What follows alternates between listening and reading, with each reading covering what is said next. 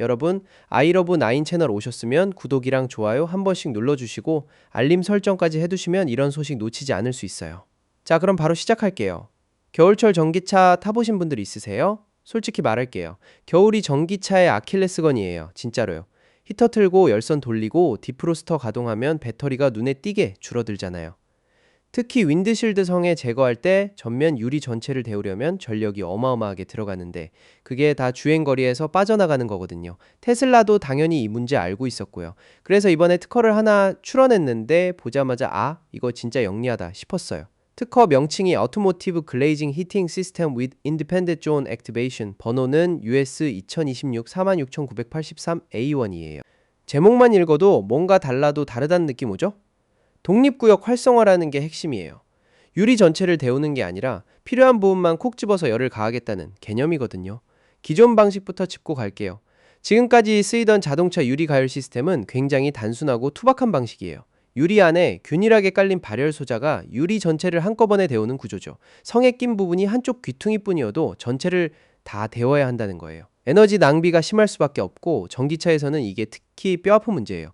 게다가 또 다른 문제도 있어요. 기존 시스템에서 쓰이는 금속 코팅 소재가 유리 안에 내장된 안테나의 신호 전송을 방해하거든요. 신호 간섭 문제예요. 거기다 카메라 근처에 이 코팅이 배치되면 광학적 선명도까지 떨어뜨려요. 카메라로 도로 상황을 읽어야 하는 자율주행 차량에서 이건 치명적인 단점이 될 수 있어요.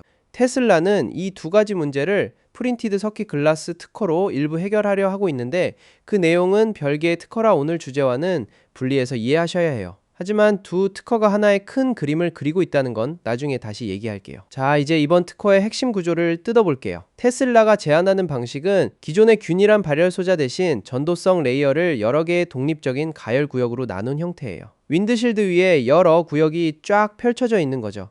그리고 이 구역들은 서로 물리적으로도 전기적으로도 완전히 분리되어 있어요. 어떻게요? 가열되지 않는 정밀한 간격의 틈을 구역 사이에 두는 거예요. 이 틈은 유리 제조 과정에서 만들어지는데 특허에 따르면 레이저 애블레이션 기계적 에칭 또는 마스킹 공정 중 하나 혹은 조합으로 구현될 수 있어요. 레이저로 유리 표면을 아주 정밀하게 깎아내서 구역을 분리하는 방식이라고 이해하면 쉬워요. 대충 나눈 게 아니라 생산 단계부터 설계에 녹아 있다는 거죠. 그리고 각 구역은 각자의 전용 버스바를 통해 개별적으로 전력을 공급받아요. 버스바라는 건 전력을 각 구역에 공급해주는 전기도체 역할을 하는 거예요. 즉 A구역을 데우고 싶으면 A구역에만 전력이 흐르고 나머지 B, C, D구역에는 전혀 영향 없이 독립적으로 작동한다는 거예요.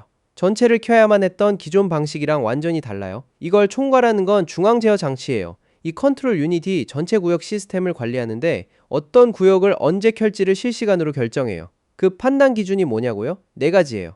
첫째, 사용자의 수동 입력. 운전자가 직접 특정 구역 가열을 요청하는 경우죠. 둘째, 실시간 기상 조건. 날씨 데이터 기반으로 자동 판단해요. 셋째, 차량 속도. 주행 상황에 따라 필요한 가열 패턴이 달라질 수 있으니까요. 넷째, 차량 속도. 주행 상황에 따라 필요한 가열 패턴이 달라질 수 있으니까요. 넷째, 차량 센서 데이터. 각종 센서가 유리 상태를 감지해서 제어 장치에 정보를 전달해요. 이 네 가지를 종합해서 어느 구역을 켤지 정하는 거예요. 여기서 진짜 주목할 부분이 나와요.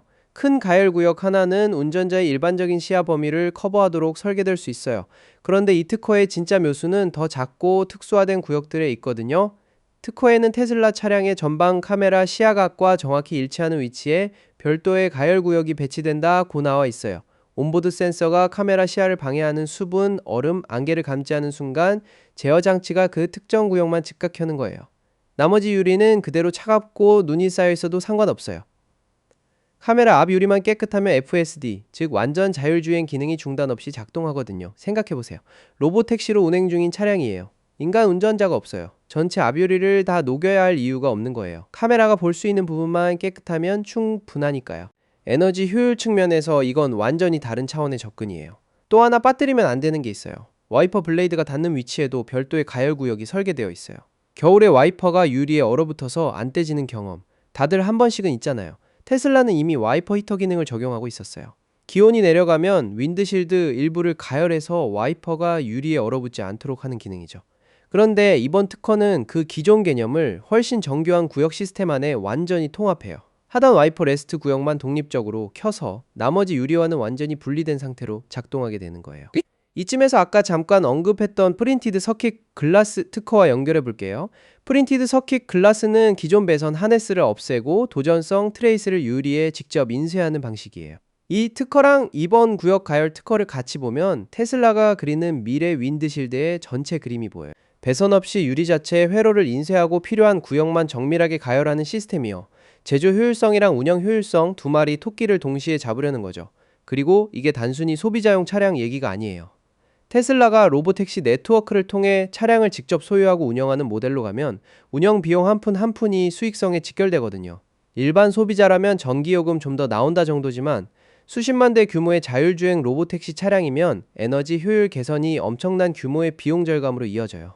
테슬라가 이 방향으로 점점 더 정밀하게 시스템을 다듬어가는 이유가 거기 있는 거예요. 결론적으로 이번 특허는 어떻게 하면 배터리 에너지를 낭비 없이 쓸 수 있을까라는 고민에서 출발한 굉장히 정교한 해법이에요. 외과의사의 메스처럼 딱 필요한 부위만 가열하고 FSD 하드웨어가 혹독한 기상 조건에서도 끊김없이 돌아갈 수 있도록 보장하는 시스템이죠.